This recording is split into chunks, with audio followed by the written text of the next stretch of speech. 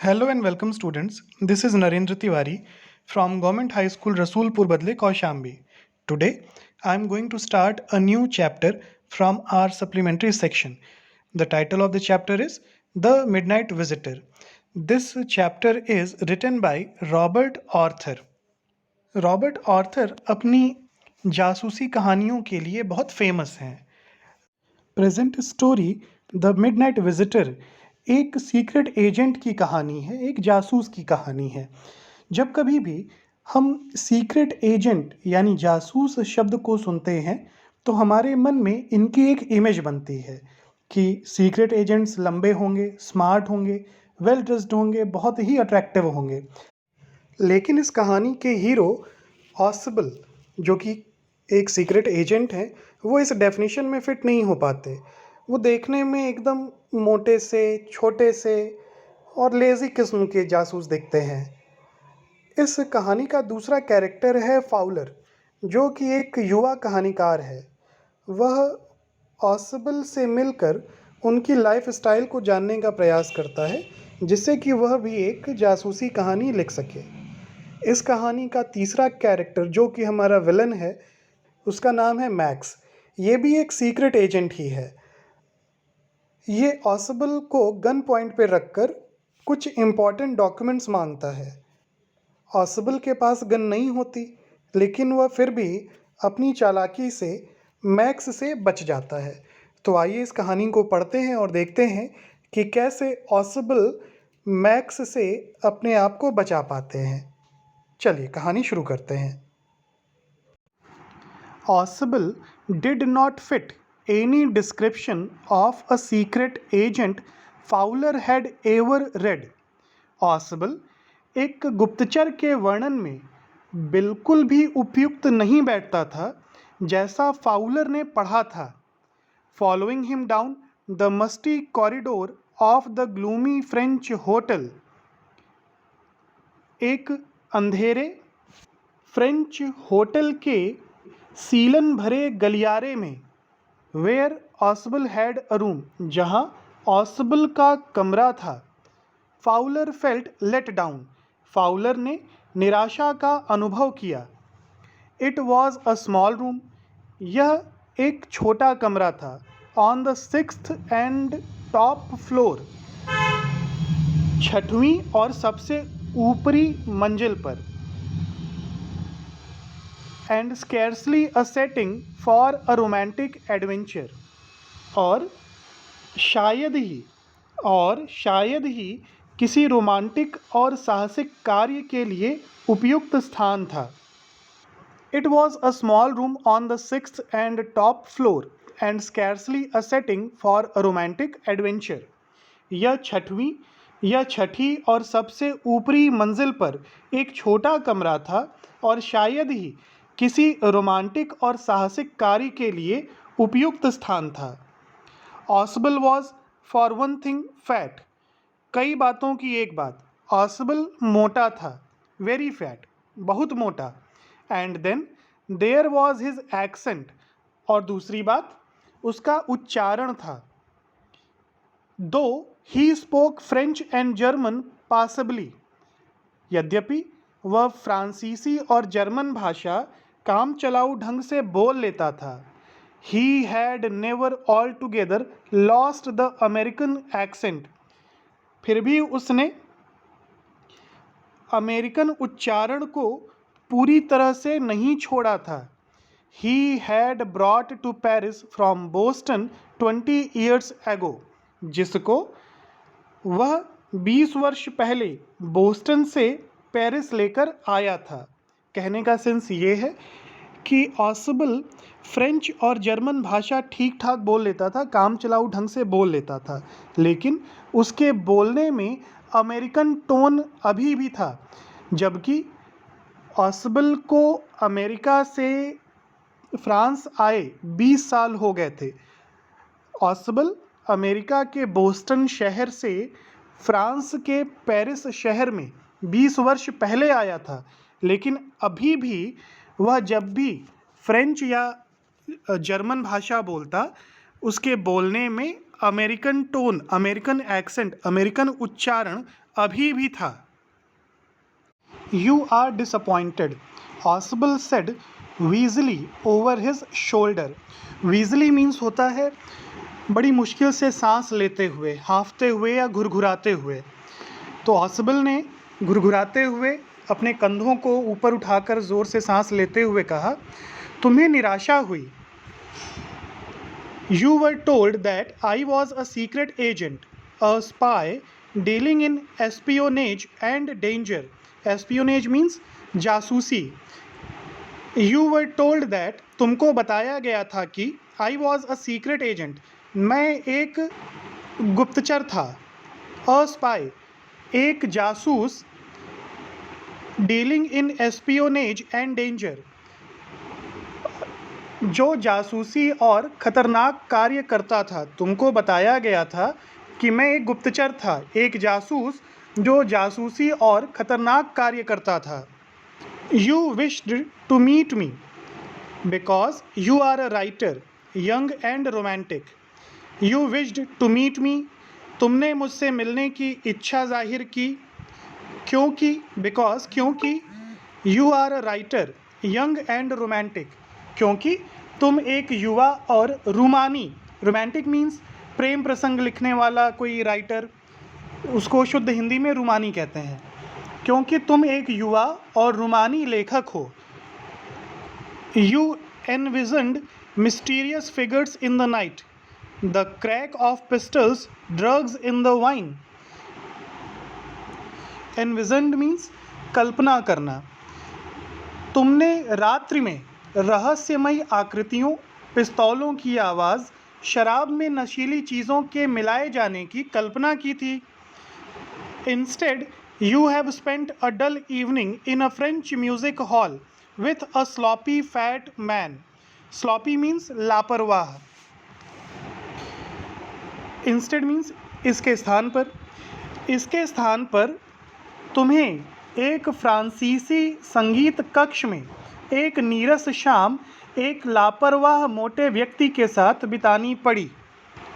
Who, instead of having messages slipped into his hand by dark-eyed beauties, gets only a prosaic telephone call, making an appointment in his room. तुम्हें एक लापरवाह और मोटे व्यक्ति के साथ शाम बितानी पड़ी जो काली आँखों वाली सुंदरियों द्वारा संदेशों को अपने हाथ में लेने की जगह केवल अपने कमरे में पूर्व नियोजित मुलाकात करने के लिए नीरस टेलीफोन कॉल प्राप्त करता है। You have been bored, तुम ऊब चुके हो। The fat man chuckled to himself as he unlocked the door of his room and stood aside to let his frustrated guest enter. जैसे ही उसने अपने कमरे का दरवाज़ा खोला और एक किनारे खड़े होकर उसने अपने निराश मेहमान को अंदर प्रवेश करने दिया, उसने अपनी हंसी को दबाकर कहा। चकल्ड मीन्स होता है हंसी को दबाकर कोई बात कहना। तो ऑसबल कहता है फाउलर से कि तुमने तो कल्पना कुछ और की थी और वास्तव में तुम्हारे साथ हो कुछ और रहा है, इसलिए तुम बोर हो गए होगे। और ये सब कहते हुए हंसते हुए दरवाज़ा खोलता है और अपने निराश मेहमान को अपने कमरे में अंदर आने के लिए बोलता है। You are disillusioned, Oswald told him. ऑसबल ने उससे कहा तुम्हारा मोह भंग हो गया। Disillusioned means मोह भंग हो जाना। But take cheer my young friend, लेकिन मेरे युवा मित्र प्रसन्न हो जाओ। Presently you will see a paper, a quite important paper for which several men and women have risked their lives. Come to me. अब इनको सांत्वना देते हुए ऑसबल कहता है कि मेरे युवा मित्र प्रसन्न हो जाओ। प्रेजेंटली जल्दी ही, you will see a paper, जल्दी ही तुम एक दस्तावेज देखोगे। पेपर का मतलब कागज़ होता है, यहाँ पे दस्तावेज का सेंस है, कुछ इम्पॉर्टेंट डॉक्यूमेंट। जल्दी ही तुम एक दस्तावेज देखोगे। a quite important paper for which several men and women have risked their lives. Come to me. तुम जल्दी ही एक दस्तावेज देखोगे, एक महत्वपूर्ण दस्तावेज जिसके लिए कई पुरुषों और महिलाओं ने अपने जीवन को खतरे में डाला था, वह मेरे पास आने वाला है। Someday soon that paper may well affect the course of history. किसी दिन जल्दी ही वह दस्तावेज इतिहास की दिशा को अच्छी तरह से प्रभावित कर सकता है। In that thought is drama, is there not? इस विचार में नाटक का अंश है, नहीं है क्या? ऑसबल फाउलर से कहता है कि हमारे पास एक ऐसा डॉक्यूमेंट आने वाला है जो इतिहास बदल सकता है। तो जैसा हम जानते हैं, फाउलर एक राइटर है, एक लेखक है। ऑसवेल इसको बोलता है कि इस बात में कुछ कहानी जैसा नहीं है, नाटक जैसा नहीं है, तुम इस पे एक अच्छा नाटक लिख सकते हो। As he spoke, ऑसबल closed the door behind him. ऐसा बोलते ही ऑसबल ने दरवाज़ा बंद कर दिया। ऑसबल ने फाउलर को अंदर बुला के दरवाज़ा उसके पीछे से बंद कर दिया। Then he switched on the light. और फिर उसने कमरे की लाइट जला दी। And as the light came on, Fowler had his first authentic thrill of the day. और जैसे ही लाइट जली, फाउलर ने इस दिन का पहला और जैसे ही लाइट जली फाउलर को इस दिन का पहला प्रामाणिक रोमांच मिला। ऑथेंटिक मीन्स प्रामाणिक, थ्रिल मतलब रोमांच, कुछ ऐसी बात जिससे रोमांच पैदा हो जाए। For half way across the room a small automatic pistol in his hand stood a man. क्योंकि कमरे के बीचों बीच एक व्यक्ति हाथ में स्वचालित पिस्तौल लिए खड़ा था। ऑटोमेटिक मीन्स स्वचालित। ऑसबल ब्लिंक्ड अ फ्यू टाइम्स। ऑसबल ने कुछ समय तक अपनी पलकें झपकाईं। Max, he wheezed, you gave me a quite start. कठिनाई से सांस लेते हुए ऑसबल ने कहा, मैक्स, ये मैक्स नाम का कोई व्यक्ति है। मैक्स, तुमने तो मुझे डरा ही दिया, भौचक्का कर दिया। I thought you were in Berlin. मैंने सोचा कि तुम तो बर्लिन में थे। What are you doing here in my room. तुम यहाँ मेरे कमरे में क्या कर रहे हो। Max was slender, a little less than tall, with features that suggested slightly the crafty pointed countenance of a fox. Max को ऑसबल पहले से जानता था, तो इनको अचानक से अपने कमरे में देखकर वो भौचक्का हो जाता है, डर जाता है। अब इस पैराग्राफ में राइटर ने मैक्स के फिजिकल अपीयरेंस के बारे में बताया है। Max was slender, a little less than tall. Max दुबला पतला, लंबाई में थोड़ा कम था। With features that suggested slightly the crafty pointed countenance of a fox. उसका चेहरा संकेत करता था कि वह थोड़ा सा धूर्त प्रकृति का, लोमड़ी जैसे मुख आकृति का व्यक्ति था। There was about him aside from the gun nothing especially menacing. menacing means डराने वाला। उसके पास एक बंदूक के अतिरिक्त कोई विशेष रूप से डरावनी चीज़ नहीं थी। The report, he murmured. Max ने धीरे से बुदबुदा के कहा, वो रिपोर्ट दो। The report that is being brought to you tonight concerning some new missiles. वह रिपोर्ट जो आज की रात तुम्हारे पास नई मिसाइलों के बारे में लाई गई हैं, वो रिपोर्ट मुझे दे दो। I thought I would take it from you. मैंने सोचा कि इसको मैं तुमसे ले लूँ, इन रिपोर्ट्स को मैं तुमसे ले लूँ। It will be safer in my hands than in yours. यह मेरे हाथों में तुम्हारे हाथों की तुलना में ज़्यादा सुरक्षित रहेगी।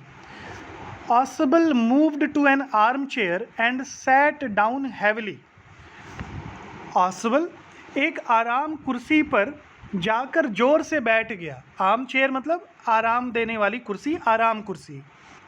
आई am going to raise the devil with the management this time and you can bet on it. Osbal कहता है, मैं इस बार प्रबंध तंत्र से जोरदार विरोध करूंगा और तुम इस बात की शर्त लगा सकते हो।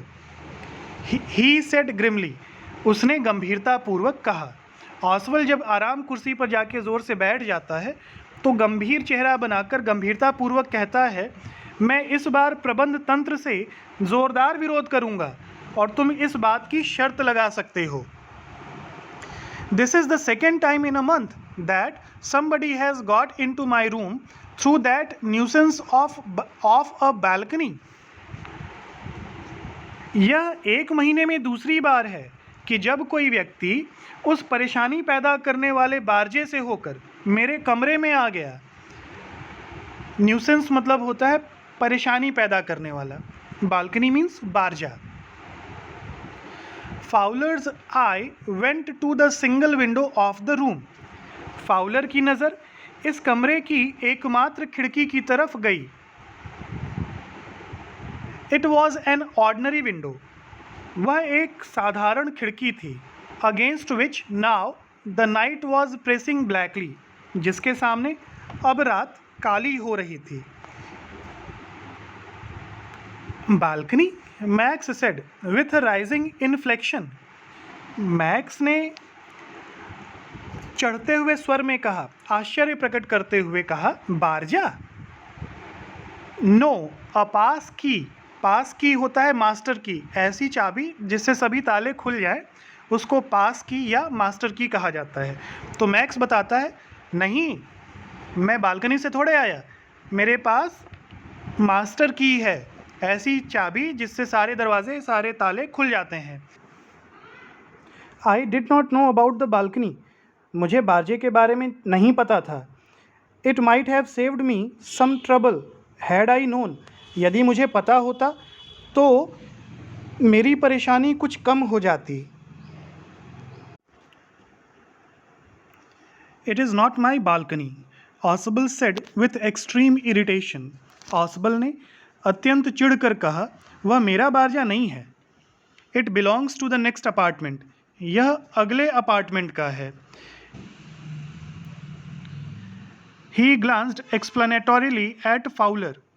You see, he said, this room used to be part of a large unit, and the next room through that door there used to be the living room. He glanced explanatorily at Fowler. उसने Fowler की ओर स्थिति को स्पष्ट करने वाली नज़रों से देखा। He said, उसने कहा। You see, he said, this room used to be part of a large unit.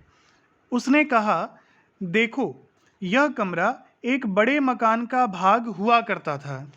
And the next room, और अगला कमरा, through that door there used to be the living room, और अगला कमरा, वहाँ उस दरवाजे की तरफ, वहाँ मुख्य कमरा हुआ करता था। इट हैड द बालकनी, उस कमरे में बारजा था। Which extends under my window now, जो अब मेरी खिड़की के नीचे तक आता है। You can get on to it from the empty room 2 doors down and somebody did last month. तुम उस पर खाली कमरे से 2 दरवाजे नीचे उतर सकते हो, और किसी व्यक्ति ने पिछले महीने ही ऐसा किया था। The management promised to block it off, प्रबंधकों ने वादा किया था कि वे इसे बंद कर देंगे। बट दे हैवंट, लेकिन उन्होंने किया नहीं है। Max glanced at Fowler, who was standing stiffly not far from Osbal, and waved the gun with a commanding gesture. Max glanced at Fowler, Max ने फाउलर को एक नज़र देखा। Who was standing stiffly not far from Osbal, जो अकड़ कर खड़ा था और ऑसबल से ज़्यादा दूर नहीं था। And waved the gun with a commanding gesture, और उसने मैक्स ने अपनी बंदूक को आदेशात्मक संकेत में हिलाया। Please sit down, he said. उसने कहा, कृपया बैठ जाओ। We have a wait for half an hour I think. मुझे लगता है कि हमें आधे घंटे तक इंतज़ार करना पड़ेगा। 31 मिनट्स, ऑसिबल सेड मूडीली। ऑसिबल ने चिढ़कर कहा, 31 मिनट, 31 मिनट, अभी 31 मिनट का इंतज़ार और है। The appointment was for 12:30। भेंट का समय 12:30 निश्चित किया गया था। I wish I knew how you learned about the report Max. Osbal Max से कहता है, काश कि मुझे पता होता कि तुम्हें रिपोर्ट की जानकारी कैसे मिली। The little spy smiled evilly. छोटा गुप्तचर कुटिलतापूर्वक मुस्कुराया। And we wish we knew how your people got the report. छोटा गुप्तचर कुटिलतापूर्वक मुस्कुराया और कहा, काश कि हम जानते कि तुम्हारे लोगों को वो रिपोर्ट कैसे मिली। But no harm has been done. लेकिन कोई नुकसान नहीं हुआ। I will get it back tonight. मैं इसे आज की रात वापस ले लूँगा। What is that? ये क्या है? Who is at the door? दरवाजे पर कौन है? Fowler jumped at the sudden knocking at the door. दरवाजे पर अचानक दस्तक से फाउलर उछल गया। ऑसिबल जस्ट स्माइल्ड। ऑसिबल केवल मुस्कुराया। That will be the police, he said. I thought that such an important paper as the one we are waiting for should have a little extra protection. ऑसिबल केवल मुस्कुराया। उसने कहा, That will be the police. वह police होगी। I thought, मैंने सोचा। I thought that, मैंने सोचा कि such an important paper, इतना महत्वपूर्ण कागजात as the one, as the one we are waiting for, जिसका हम इंतज़ार कर रहे हैं, should have a little extra protection, उसको थोड़ा ज़्यादा सुरक्षा देना चाहिए। ऑसिबल मुस्कुरा के कहता है कि मैंने सोचा कि एक ऐसा महत्वपूर्ण दस्तावेज़ जिसका हम इंतज़ार कर रहे हैं, उसके लिए थोड़ा अतिरिक्त सुरक्षा होनी चाहिए। आई टोल्ड देम, मैंने उनसे कहा था, टू चेक ऑन मी, मुझ पर नज़र रखने के लिए, टू मेक श्योर, यह सुनिश्चित करने के लिए कि एवरीथिंग वॉज ऑल राइट, कि सभी कुछ ठीक ठाक है। ऑसिबल कहता है कि मैंने पुलिस वालों से अपने ऊपर नज़र रखने के लिए कहा था, जिससे ये सुनिश्चित हो जाया करे, जिससे यह सुनिश्चित हो सके कि सब कुछ ठीक है। Max bit his lip nervously.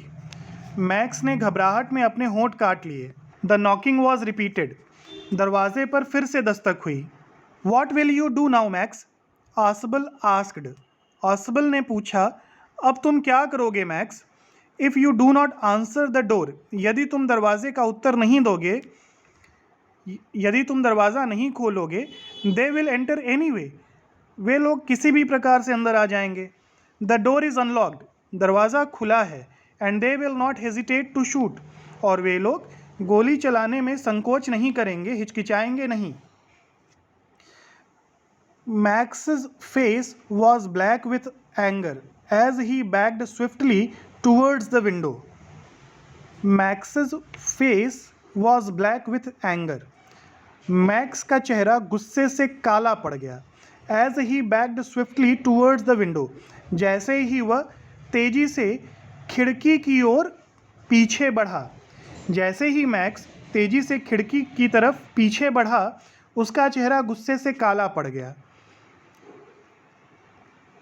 He swung a leg over the sill. उसने अपना एक पैर खिड़की की चौखट पर लटकाया। Send them away, he warned. उसने चेतावनी दी। Send them away, उनको भेज दो। I will wait on the balcony. मैं बारजे पर इंतज़ार करूँगा। Send them away और I will shoot and take my chances. उन्हें वापस भेज देना, नहीं तो मैं गोली मार दूंगा और खतरा उठाऊंगा। टेक चांसेस का मतलब होता है जोखिम उठाना, खतरा मोल ले लेना। The knocking at the door became louder and a voice was raised. दरवाजे पर दस्तक तेज हो गई और एक आवाज़ आई, मिस्टर ऑसिबल, मिस्टर ऑसिबल। दरवाजे पर मिस्टर ऑसिबल की आवाज़ आई। कीपिंग हिज बॉडी ट्विस्टेड, अपने शरीर को ऐंठते हुए, सो दैट ताकि his gun still covered the fat man and his guest, ताकि उसके बंदूक का निशाना वह मोटा आदमी और उसका मेहमान बन सके। The man at the window grasped the frame with his free hand to support himself, उसने स्वयं को सहारा देने के लिए खाली हाथ से खिड़की के ढांचे को पकड़ लिया।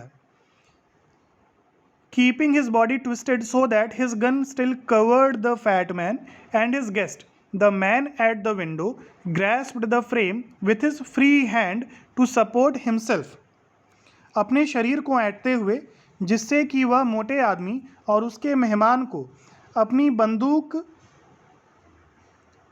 बंदूक का अभी भी निशाना बना सके, उस आदमी ने यानी मैक्स ने स्वयं को सहारा देने के लिए खाली हाथ से खिड़की के ढांचे को पकड़ लिया। Then he swung his other leg up and over the window sill, और फिर उसने अपने दूसरे पैर को खिड़की की चौखट पर रखा। द डोर नॉब टर्न, दरवाजे की घुंडी घूमी। Swiftly max pushed with his left hand to free himself from the sill and drop to the balcony. Max ने तेजी से अपने बाएं हाथ को धक्का देकर स्वयं को चौखट से मुक्त कर लिया और बारजे पर उतर गया। And then as he dropped, he screamed once shrilly. And then, और तभी as he dropped, जैसे ही वह नीचे उतरा, he screamed once, वह एक बार चीखा, श्रीली, जोर से। जैसे ही वह नीचे उतरा, वह एक बार जोर से चीखा। द डोर ओपनड, दरवाज़ा खुला। And a waiter stood there with a tray, a bottle and 2 glasses. जैसे दरवाज़ा खुला, वहाँ एक वेटर एक तश्तरी लिए खड़ा था, जिसमें एक बोतल और 2 गिलास थे। Here is the drink you ordered for when you returned, he said. Waiter ने कहा कि यह रहा आपका ड्रिंक सर, जो आपने वापस लौटते समय आदेश दिया था। And set the tray on the table, और उसने तश्तरी को मेज पर रख दिया। डेफ्टली अनलॉक्ड द बोतल, डेफ्टली मीन्स कुशलतापूर्वक, कुशलतापूर्वक उसने बोतल के ढक्कन को खोला। एंड लेफ्ट द रूम, और कमरे से बाहर चला गया। White faced Fowler stared after him, अब फाउलर ये सब चीज़ें देख के एकदम डर गया था, तो डरने की वजह से उसका चेहरा पीला पड़ गया। पीले चेहरे के साथ फाउलर ने उसको देखा। But he stammered, the police, वह हकलाया और कहा, लेकिन पुलिस। There were no police, Ausable said, Ausable ने राहत की सांस लेते हुए कहा, कोई पुलिस नहीं थी। ओनली हेनरी, केवल हेनरी था। whom I was expecting, जिसका मैं इंतज़ार कर रहा था, यानी ये वेटर हेनरी का इंतज़ार कर रहे थे कि वो ड्रिंक लेके आए। But won't that man out the balcony, Fowler began, Fowler ने कहना शुरू किया, लेकिन क्या वो बारजे पर उतरने वाला आदमी। No said Ausable, he won't return, नहीं, ऑसिबल ने कहा, नहीं, वह वापस नहीं आएगा। You see my young friend, there is no balcony, तुम जानते हो मेरे युवा मित्र, वहाँ कोई बालकनी नहीं है। ऑसिबल ने मैक्स को अपनी बुद्धि से, अपनी चालाकी से चकमा दे दिया। ऑसिबल ने बड़ी चालाकी से मैक्स को बताया कि नीचे एक बारजा है, जबकि वहाँ कोई बारजा था ही नहीं। मैक्स जब पुलिस के डर से उस बारजे पर उतरने की कोशिश करता है, तो वो 6वीं मंजिल से नीचे गिर जाता है, और 6वीं मंजिल से नीचे गिरने के बाद एक बार उसके मुंह से ज़ोर से आवाज़ निकलती है और वो गिर के मर जाता है। और इस प्रकार ऑसिबल, जो कि देखने में बहुत शार्प, अटेंटिव, नहीं था, उसने अपनी चालाकी से मैक्स को चकमा दे दिया और अपनी और अपने लेखक साथी की जान भी बचा ली। तो इस तरह से ये चैप्टर यहाँ पे फिनिश होता है। उम्मीद करते हैं आपको ये कहानी अच्छे से समझ में आ गई होगी। अपनी पढ़ाई को प्लीज़ कंटिन्यू रखिए। All the very best.